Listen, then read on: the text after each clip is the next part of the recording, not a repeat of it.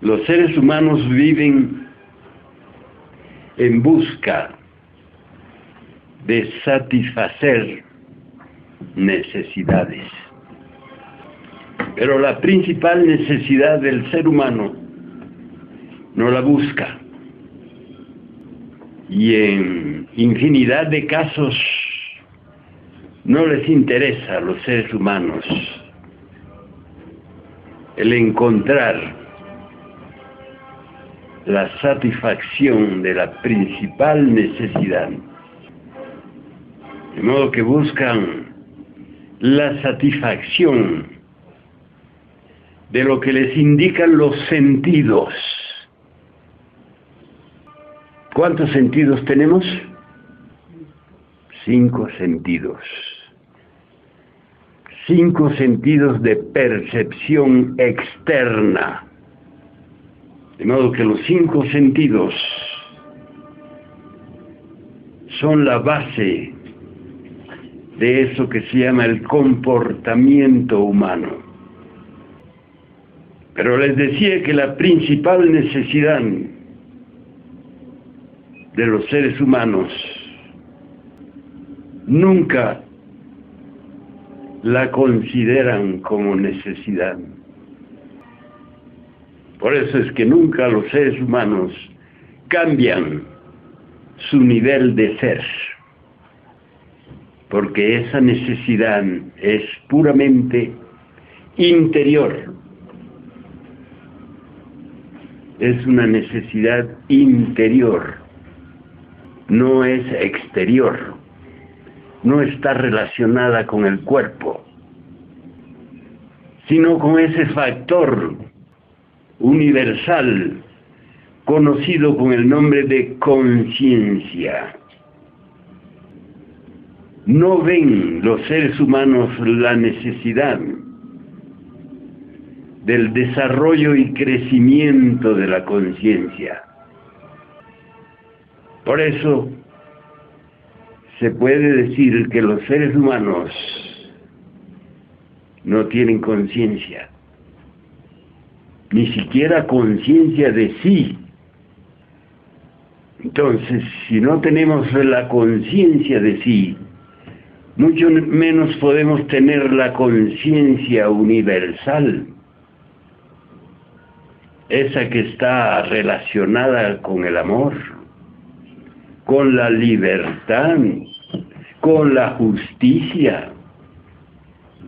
De modo que en vano hablan tanto los seres humanos de la justicia, de la libertad, porque no saben dónde están las causas de la falta de justicia y de la falta de la libertad. Y claro, quieren encontrarla por fuera, cuando son factores psicológicos, espirituales, muy profundos en la vida del ser humano. La libertad no puede resultar de ningún acontecimiento externo. La libertad solo puede resultar de la eliminación de los factores psicológicos que impiden que el ser humano sea libre. De modo que vemos a través de la historia multitud de rebeliones contra una cosa, contra otra, contra un gobierno, contra un sistema político. Pero el hombre, el ser humano, continúa siendo esclavo. Esclavo de su propia inconsciencia. Esclavo de la falta de visión en relación con su propio ser. Si le preguntamos a un ser humano, cualquiera, cuál es su nivel de conciencia, de seguro que no sabrá. ¿Qué porcentaje de conciencia utiliza para vivir? De seguro que no lo sabrá, porque no lo tiene. Entonces el primer factor, la primera carencia de la vida humana está relacionada con ese factor psicológico trascendental, conocido con ese nombre extraordinario, conciencia. Como ven, esta es una palabra compuesta por la preposición con y por la palabra ciencia. De modo que el ser humano no puede actuar con ciencia, sino que actúa sin ciencia. Por eso su vida del ser humano resulta ser tan mecánica, tan ciega, tan torpe, y a veces llega a ser hasta imbécil. Porque los seres humanos, en su comportamiento, se la pasan realizando actos imbéciles contra sí mismo y contra los demás. De modo que es necesario comprender que nuestra primera necesidad radica en nuestro nivel de ser. Este sistema nuestro, este sistema agnóstico crístico, pregona la urgente necesidad de desarrollar tanto la conciencia como la voluntad. Este sistema gnóstico propone al ser humano abandonar una vida insípida, una vida imbécil, por una vida consciente, por una vida llena de acciones voluntarias. El acto de perdonar a un semejante solamente es posible mediante una conciencia y una voluntad. Comúnmente las personas piensan que pueden perdonar y que siempre perdonan,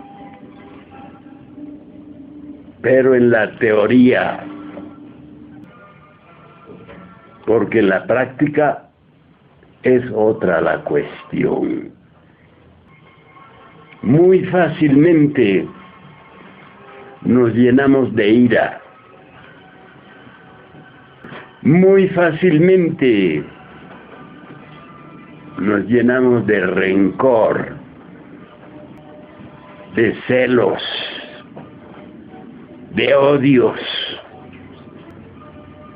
Y es claro que en esas condiciones no es posible que surja en nuestra vida íntima, en nuestra vida interior, eso que se llama heroísmo.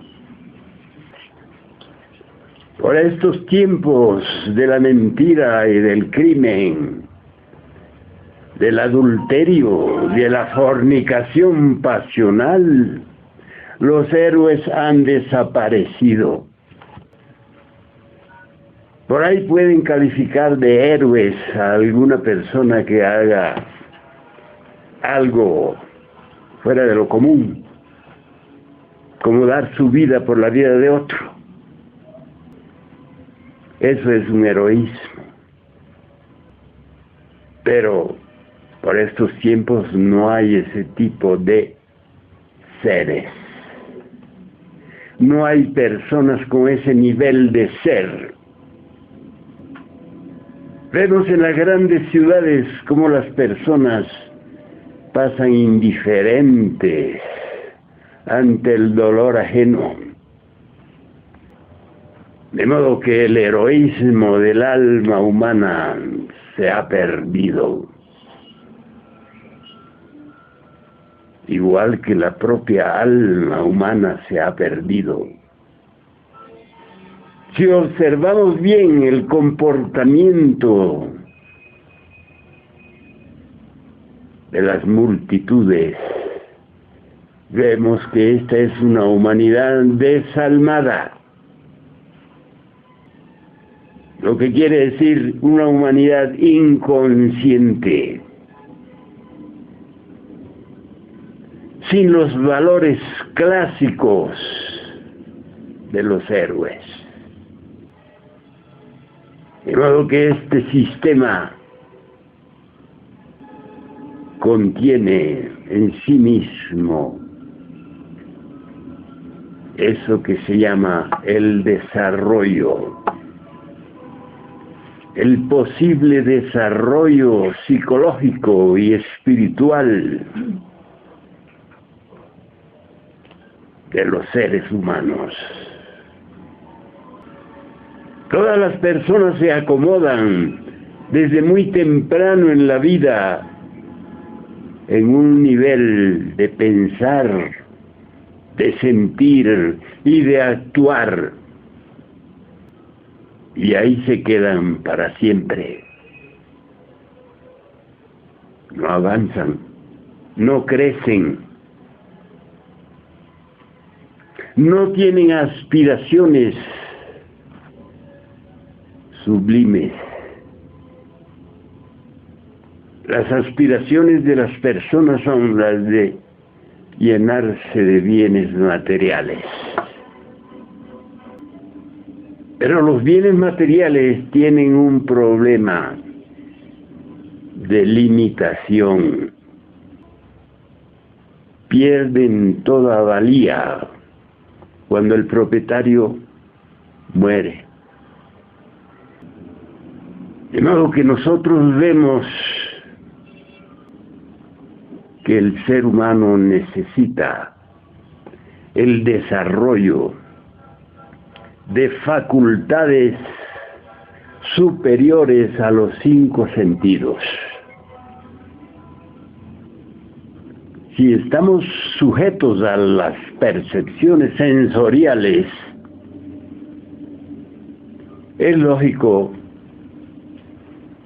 que estemos siempre equivocándonos, que estemos siempre con el problema ese de no ver más allá de las narices. De modo que más allá de la facultad sensorial existen los verdaderos poderes del hombre y de la mujer, los poderes de la percepción extrasensorial. En el amanecer de la vida, todos teníamos las percepciones extrasensoriales. Por eso dicen las Sagradas Escrituras que Adán y Eva conversaban, se relacionaban directamente con la divinidad. ¿Dónde se quedaron esas facultades? ¿Por qué perdimos esa relación directa con los dioses santos? ¿Por qué se le hizo necesario a los seres humanos inventarse lo que llaman religiones,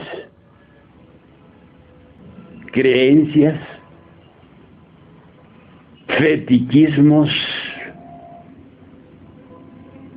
por la falta de la comunicación con la fuente divina de la existencia. De modo que proponemos que los seres humanos desarrollen el conocimiento de sí. Porque en el conocimiento de sí encontramos las raíces profundas, eternas de la existencia. El conocimiento de sí desarrolla en el ser humano otras percepciones, otras visiones de eso que se llama existir. Porque si no es así, el hombre y la mujer viven esclavos de la mecánica natural de nacer, crecer, reproducirse y morir. Por ahí los más optimistas creen que después de ese proceso mecánico atroz, destructor, está algún camino que conduzca a alguna parte superior de la vida universal. Pero la experiencia, el estudio, la observación nos han llevado a la conclusión de que el ser humano, después de su muerte corporal, queda convertido en un fantasma. De modo que los fantasmas, aquello que fue la sombra de alguien que vivió, no tienen identidad, ni mucho menos capacidad de conducirse por sí mismos a alguna parte después de la muerte. ¿Por qué la gente tiene tanto temor a la muerte?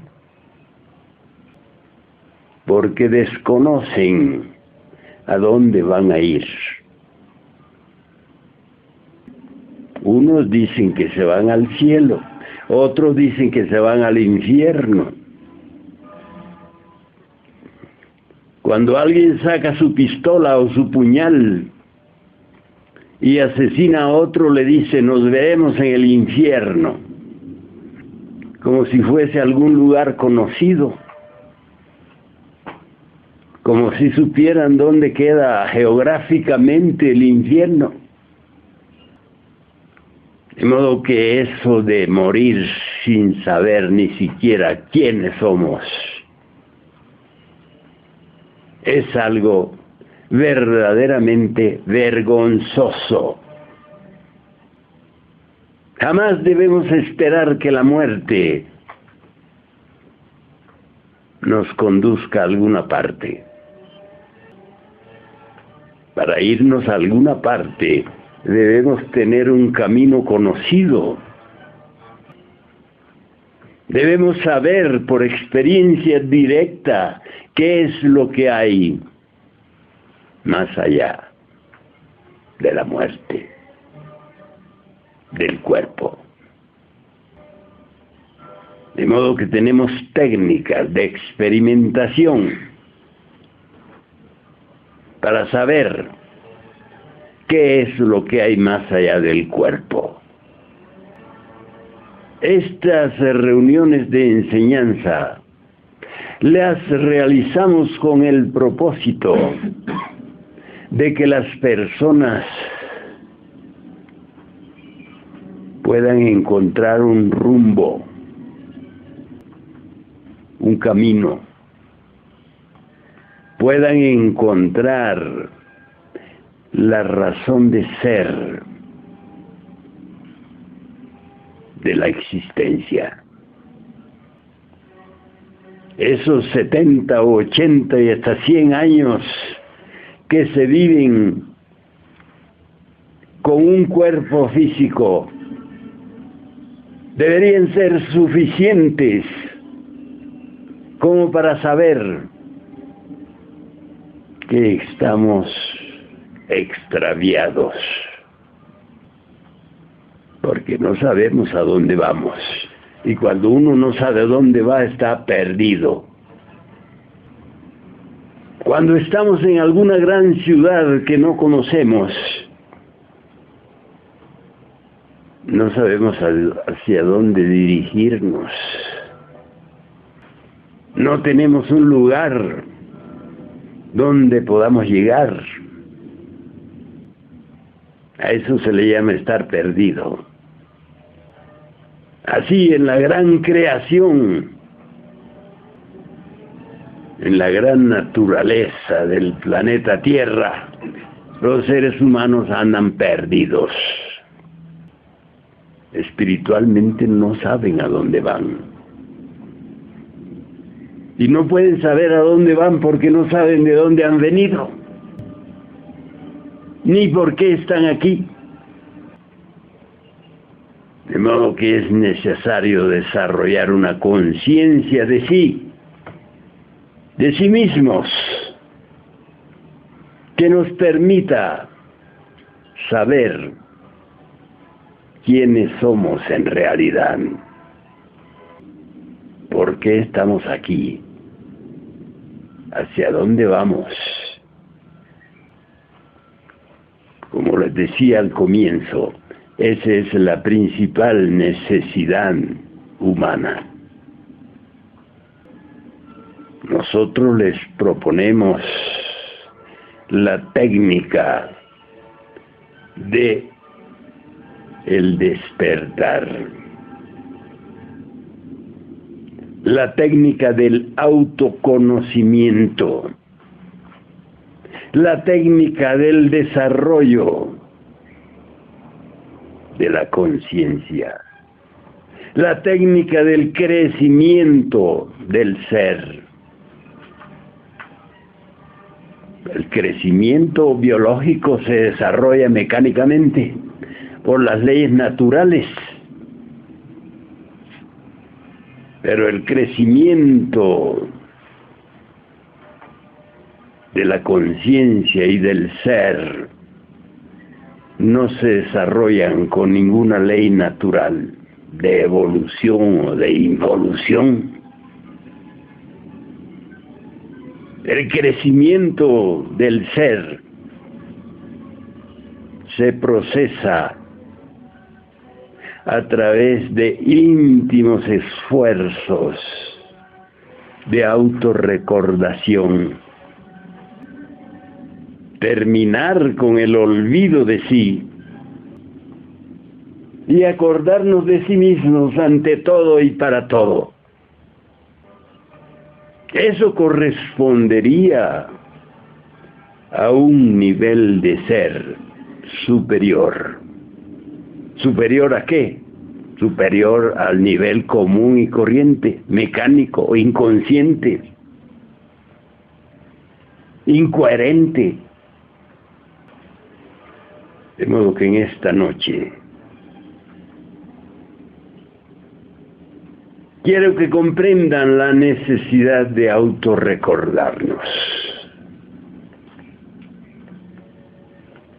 En el momento en que despertamos del sueño mecánico del cuerpo, lo primero que debemos recordar es quién soy. Esa sensación de no saber quiénes somos debe ser eliminada mediante un estado permanente de alerta. Alerta, novedad. Así es que en esta noche les invito a que comiencen su proceso de crecer, dejar de ser pigmeos humanos y convertirse en gigantes. Por medio de tremendos esfuerzos continuos y permanentes para no olvidarnos de sí mismos, para dejar de pensar, de sentir y actuar como máquinas y convertirnos en hombres y mujeres de verdad. Aquí estaremos como lo hemos estado durante muchos años, dispuestos a ayudarles, dispuestos a enseñarles a caminar por el camino que conduce a la luz, a la gran realidad. Les dejo la palabra para que conversemos al respecto de estas inquietantes cuestiones de la conciencia, de la voluntad y del ser. Tengo dos preguntas. Haga una por una. Sí. Antes de las dos preguntas, en la anterior conferencia, usted nos dijo que nos iba a hablar sobre cuestiones de sexualidad y he venido también con esa inquietud a ver si hay algo de eso para hoy día. Pero mis preguntas son las siguientes. Primero, las cuestiones materiales, si es que no debemos prestarles atención, ¿será que esas personas que son pobres, mendigos, han dejado de interesarse por la cuestión material y por eso son pobres? Es una pregunta. La segunda pregunta es, ¿cuál es su criterio respecto a los ateos? Porque estamos hablando de divinidad, entonces, ¿cuál es su criterio respecto a eso? Los pobres y los mendigos de hoy son los ricos de ayer. Esas personas que se ponen a acumular bienes en vez de ayudar a sus semejantes. De modo que por la ley de la compensación, el que ayer fue millonario, hoy será mendigo. Porque las personas le toman tanto afecto a las propiedades externas, especialmente al dinero, que se les olvida cumplir con los preceptos divinos llamados caridad, llamados compasión,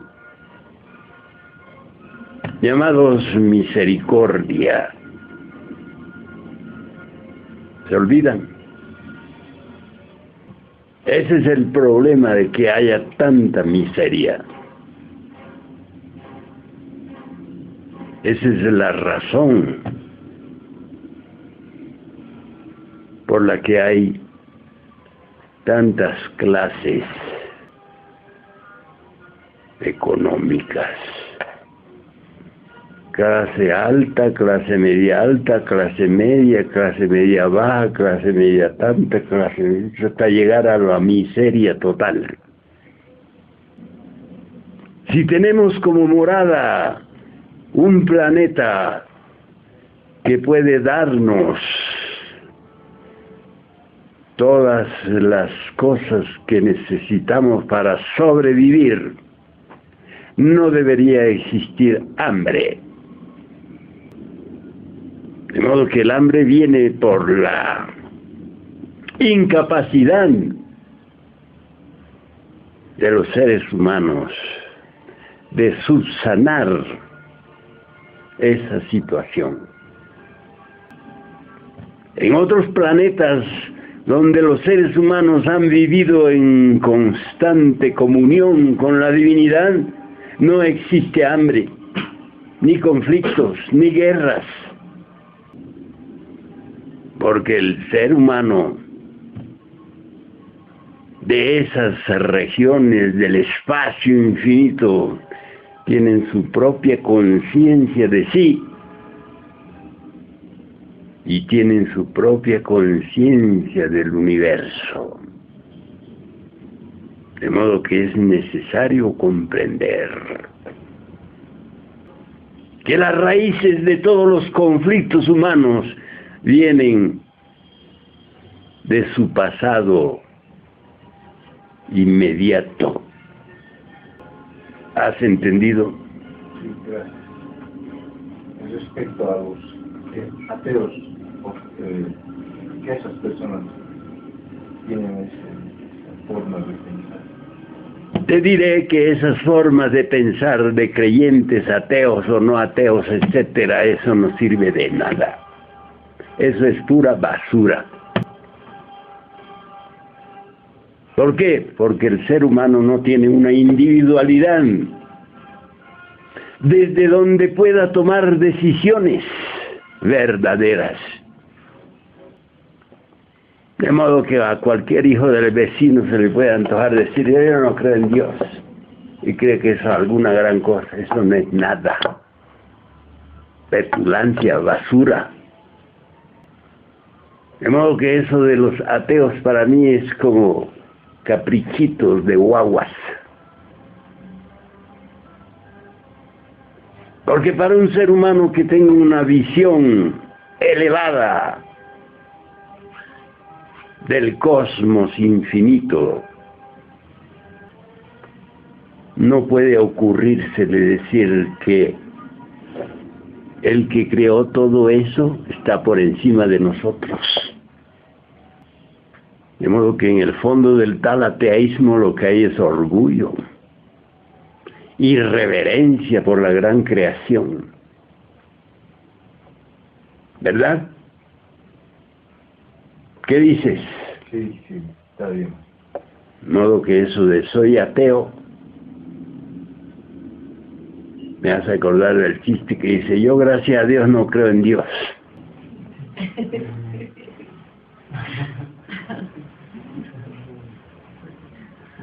Maestro, y las personas que tienen vicios, ¿es porque han hecho algo malo en su vida? Sobre la cuestión sexual hablaremos largo y tendido. Sí, señor. En la próxima reunión. Porque cada vez que hay asistencia de personas nuevas, tengo que hacer un recuento. Tengo que realzar el motivo de esta enseñanza y de este sistema. Por eso no cumplimos con lo de hablar sobre la cuestión sexual. Perdón, ¿usted qué me decía? Las personas que tienen vicios es porque han cometido algo malo en su vida pasada. ¿Que tienen qué? Que tienen vicios, o sea, alcoholismo, drogas. No, porque se ponen a imitar a los otros. Esa es la causa de los vicios. Una vez agarré yo el vicio del juego, estando muy joven, casi adolescente. Me gustaba sumamente todo tipo de juegos de azar. Y claro, perdía todo lo que ganaba trabajando. Me lo ganaban los malos. Porque yo en medio de todo eso era como el que llegó y dijo: ¿cuál es el buen gallo aquí para apostarle? Y uno que estaba allí le dijo: ese es el bueno. Bueno, lo soltaron y el bueno en 3 patadas lo dejaron tendido. ¿Cómo me dijiste que ese era el bueno? Ese es el bueno, el malo es el otro.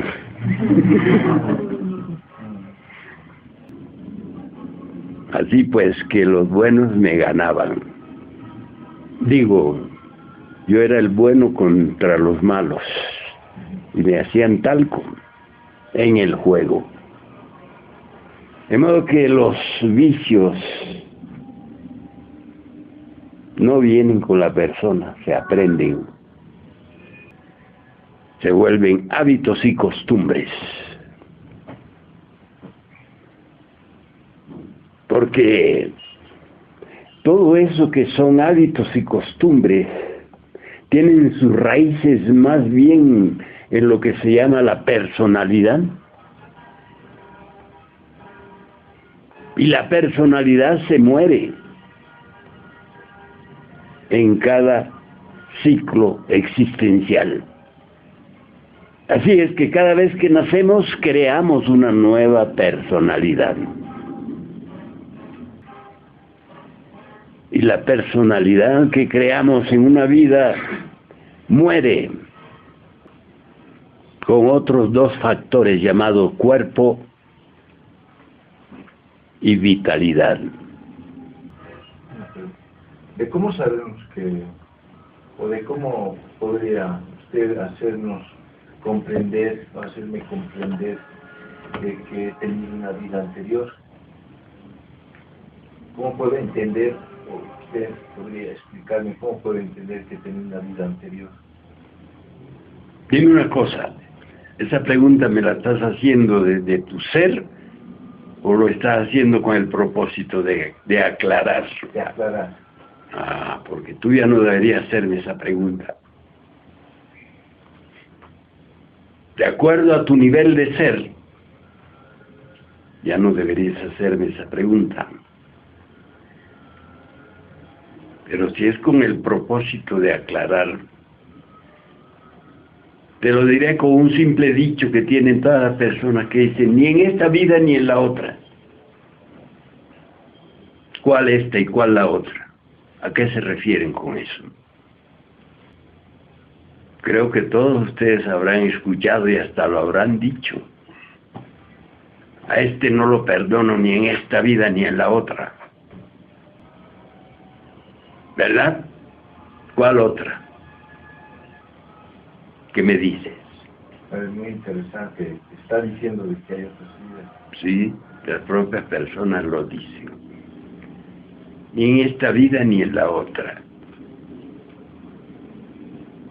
Pero yo les digo a ustedes, desde el fondo de mi conocimiento, que el nacer y el morir son dos procesos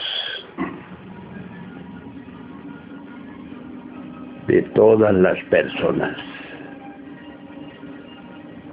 Si hemos nacido, ¿por qué? ¿Por qué hemos nacido? Diga con fuerza. Porque estábamos muertos. Y si hemos muerto, es porque estábamos vivos. De modo que nadie puede nacer sin haber muerto antes. Y nadie puede morir sin haber nacido. Clarito. ¿Verdad? Así es que nacer y morir son dos procesos correspondientes a toda entidad humana.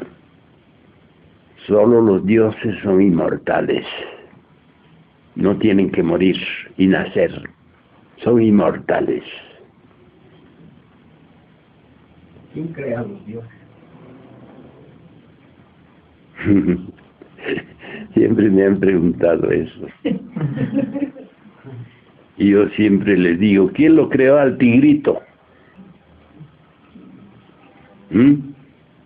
Al cachorro de tigre, ¿quién lo creó? Otro tigre más grande, ¿no ves? Más adulto, más sabido. En la antigua mitología griega se consideraba que Júpiter era el padre de los dioses y también de los hombres.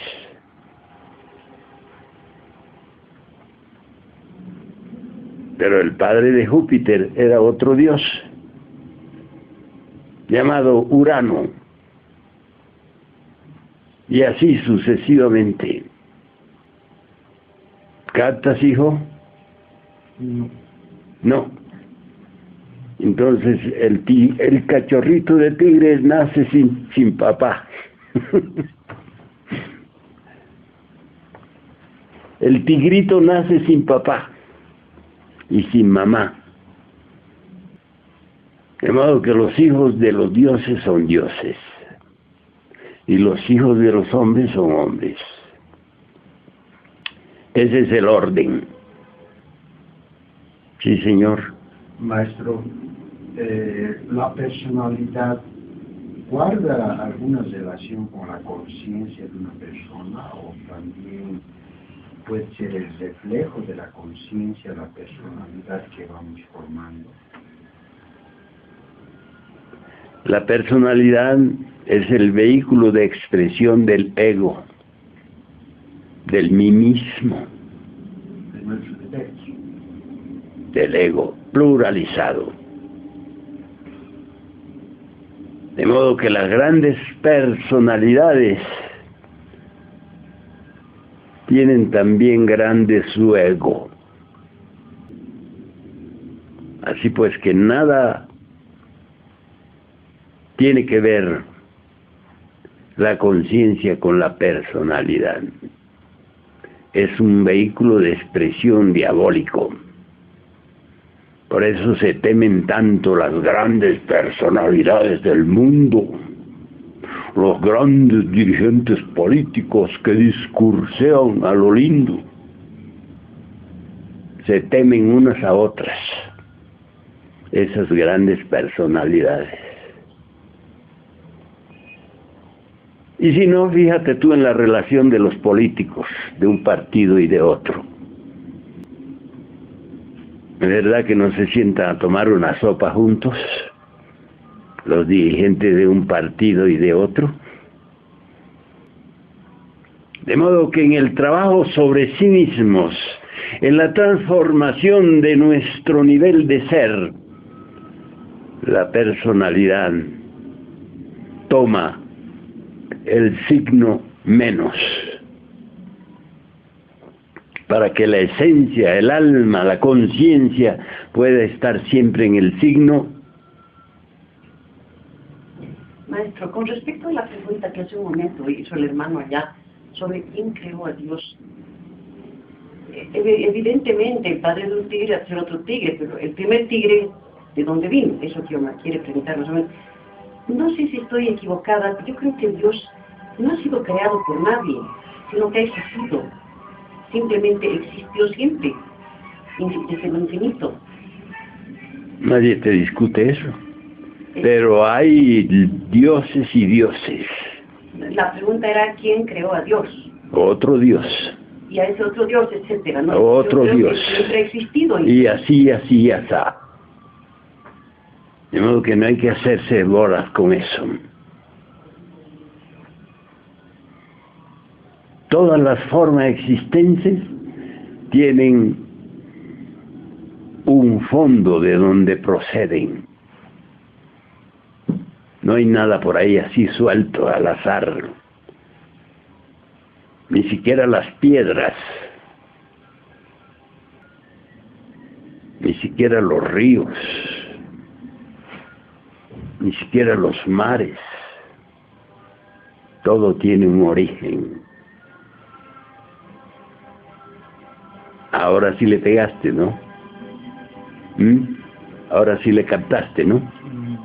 Bueno, quisiera decir unas dos palabras, porque en realidad lo que yo pienso, es mi primera clase, ¿no? Que estoy viendo. Lo primero que yo siempre me he preguntado desde pequeño, que yo he nacido por lo que me han dicho y me han asemejado a una religión. Y lo que de ahí, de Jesús, María, Dios, ahí se me paró. Ya. Bueno, entonces, la humanidad cree tiene la necesidad de creer en algo. Así es. Entonces, y ese es Dios. Ahora, si no hay humanos, ¿dónde está Dios? Sí, pero Y en nuestra situación de nuestro espacio, el infinito, lo que usted mismo nos dijo, de que nosotros no estamos solos, no estamos solos. no, no estamos solos. Bueno, la situación es esa, ahora de lo que es Dios, hay otro Dios. Sí. Una vez quise conversar con una divinidad antigua, de acá, de las regiones del... ¿Cómo se llaman estas regiones? Andes. De los Andes. Y me le acerqué. Le ofrecí un saludo esotérico. Y esa entidad se elevó, más grande que el edificio este, más alto. Y de allá de la altura me dijo, ¿qué quieres, individuo?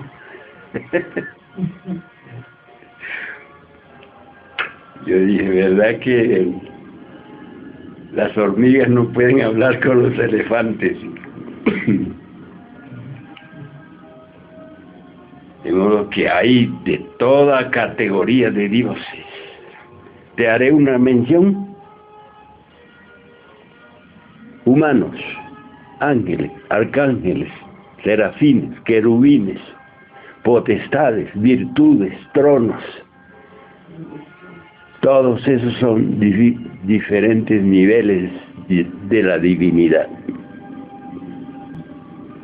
Les agradezco por la atención y los invito a seguir estudiando, porque necesitamos cambiarnos, transformarnos, encontrarle el verdadero sentido de la existencia, porque eso de nacer, crecer y morir ya está muy pasado de moda. Buenas noches.